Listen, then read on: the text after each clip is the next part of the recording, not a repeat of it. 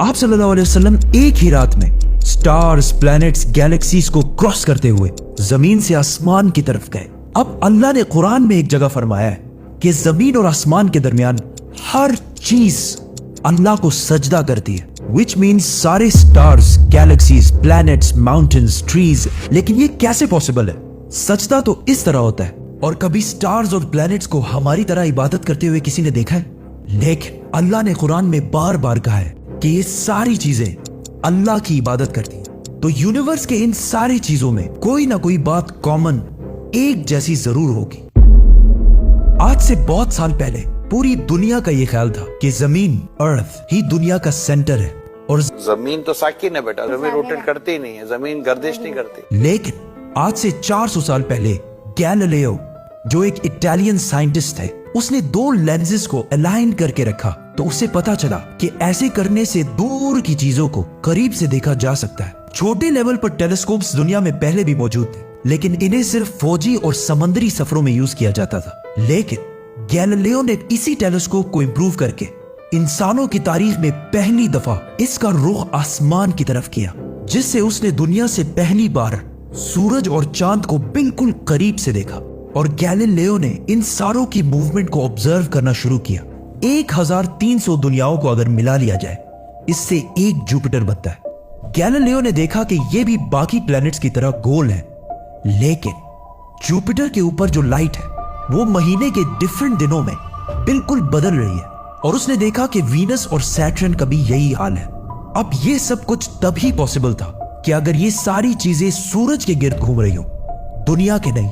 Galileo ने ये बातें पूरी दुनिया को बताई कि यूनिवर्स का सेंटर दुनिया नहीं बल्कि सूरज है। लेकिन इस बात को सुनकर यूरोप के सारे चर्चेस उसके दुश्मन बन गए, क्योंकि उस जमाने के पोप का ये ख्याल था कि जमीन ही यूनिवर्स का सेंटर है। और सिर्फ पोप का नहीं, पूरी दुनिया का ये ख्याल था। जमीन तो साकिन है। जिसकी वजह से गैलीलियो को चर्च से ये सजा मिली कि वो हमेशा के लिए घर में बंद कर दिया जाएगा। लेकिन गैलीलियो ने अपना काम जारी रखा और उसकी इन रिसर्चेस को बाद में पूरी दुनिया ने माना। इवन पोप ने भी गैलीलियो के मरने के 350 साल बाद पूरी दुनिया के सामने उससे माफी मांगी और कहा कि हम गलत थे और आप सही थे। आहिस्ता आहिस्ता हमें पता चला कि जमीन यूनिवर्स का सेंटर नहीं है, बल्कि ये सूरज के गिर्द घूमती है। और सूरज भी कोई इतनी बड़ी चीज नहीं है, बल्कि सूरज तो इसके जैसे अरबों खरबों स्टार्स की तरह मिल्की वे गैलेक्सी का एक छोटा सा हिस्सा है। और ये मिल्की वे गैलेक्सी अरबों स्टार्स से बनी हुई है और ये सारे बिलियंस ऑफ स्टार्स एक ही सर्कल में घूम रहे हैं। हम तो सूरज के गिर्द घूम रहे हैं, तो सूरज जैसे अरबों खरबों स्टार्स मिलकर किसके गिर्द घूम रहे हैं? Super massive black hole. Have a supermassive black hole at their center. इस ब्लैक होल ने, जो हमारे सूरज से 40 लाख टाइम्स बड़ा है, ने पूरी गैलेक्सी को एक गोल सर्कल में रखा हुआ है। जिस तरह हमारे सूरज ने जमीन, जुपिटर, मार्स, इन सारे प्लैनेट्स को एक सर्कल में रखा हुआ है। लेकिन ये गैलेक्सी भी कोई इतनी बड़ी चीज नहीं है, बल्कि ये लाखों और गैलेक्सीज को मिलाकर एक छोटे से क्लस्टर का एक छोटा सा हिस्सा है। ये लाखों गैलेक्सीज मिलकर एक क्लस्टर बनाते हैं और ये क्लस्टर भी कोई इतनी बड़ी चीज नहीं है, बल्कि इस जैसे लाखों क्लस्टर्स मिलाकर एक सुपर क्लस्टर बनता है। और ऐसे हजारों सुपर क्लस्टर्स और भी मौजूद है। अब आपने ये नोट किया कि इन सारे स्टार्स, गैलेक्सीज, प्लैनेट्स में एक चीज कॉमन है कि इस पूरे यूनिवर्स में हर चीज किसी न किसी दूसरे ऑब्जेक्ट के गिर्द घूम रही है। और जब रसूलुल्लाह सल्लल्लाहु अलैहि वसल्लम भी आसमानों की तरफ गए तो उन्होंने बैतुल मामूर में फरिश्तों को नमाज पढ़ते हुए नहीं देखा, वो भी किसी चीज के गिर्द घूम रहे थे। लेकिन घूमने का इबादत से क्या ताल्लुक है? अल्लाह ने तो कहा है कि ये सारी चीजें इबादत करती हैं। आपको पता है अल्लाह ने ये बात किस सूरत में कही है? सूरह हज में। हज में मुसलमान पूरी दुनिया से इस्लाम की सबसे मुकद्दस और होली जगह काबा के पास जाते हैं और बार बार इसके गिर्द घूमते हैं। अब इस सर्कल करने का मतलब क्या है?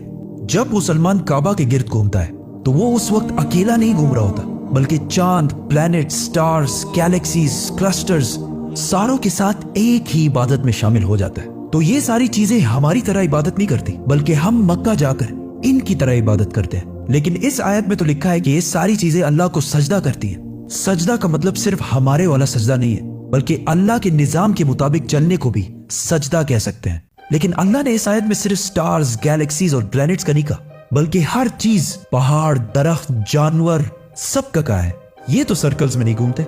आज से हजारों साल पहले एंशिएंट ग्रीस में ये कॉन्सेप्ट बना कि कायनात की हर चीज एक बहुत ही छोटे पार्टिकल एटम से बनी हुई है, जिसको फिर 2000 साल तक पूरी दुनिया भूल गई। लेकिन आज से 200 साल पहले इस कॉन्सेप्ट पर रिसर्च दोबारा शुरू हुई और साइंसदानों की रिसर्च से पता चला कि एटम सबसे छोटा पार्टिकल नहीं है, बल्कि इसके अंदर और भी पार्टिकल्स हैं, जैसे प्रोटॉन्स, न्यूट्रॉन्स, इलेक्ट्रॉन्स। प्रोटॉन्स और न्यूट्रॉन्स हमेशा एटम के सेंटर में होते हैं और इलेक्ट्रॉन्स हमेशा इनके गिर्द घूम रहे होते हैं, ऑलमोस्ट बिल्कुल उसी तरह जिस तरह प्लैनेट्स सूरज के गिर्द घूमते हैं और स्टार्स ब्लैक होल के गिर्द घूमते हैं। जिसका मतलब है कि कायनात की हर चीज चाहते या ना चाहते हुए किसी ना किसी चीज का तवाफ कर रही है। और जब कोई मुसलमान काबा का तवाफ करने जाता है तो वो कायनात की हर छोटी से छोटी चीज, जैसे एटम के अंदर इलेक्ट्रॉन से लेकर कायनात के सबसे बड़े ऑब्जेक्ट्स, प्लैनेट्स, स्टार्स, गैलेक्सीज और इवन बैतुल मामूर में फरिश्तों के साथ एक ही इबादत में शामिल हो जाते हैं। हो सकता है इसीलिए इस्लाम में तवाफ करना सबसे बड़ी इबादत है। तो जब सूरह हज में अल्लाह ने फरमाया कि ये सारी चीजें मेरी इबादत करती हैं, तो ये हमारी तरह इबादत नहीं करती, बल्कि हम मक्का में काबा का तवाफ करके इनकी तरह अल्लाह की इबादत करते हैं। लेकिन इन सारी चीजों का तवाफ करने का एक फिक्स टाइम है और जैसे ही ये टाइम पूरा होगा तब हर शख्स मालूम कर लेगा कि वो क्या लेकर आया है। सब्सक्राइब।